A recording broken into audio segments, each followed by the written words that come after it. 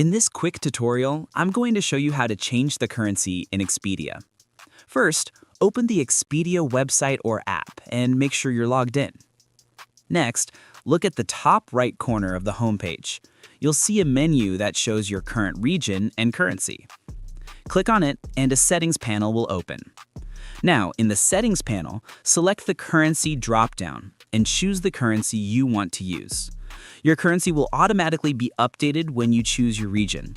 For example, if I choose Australia, the currency will automatically be changed to Australian dollars. Or if I change the region to European countries like Italy, the currency will be changed to euros. After that, click Save or simply close the panel. Expedia will update your prices automatically. Now, if you look at the top menu, you can see that your region has been changed. And that's it.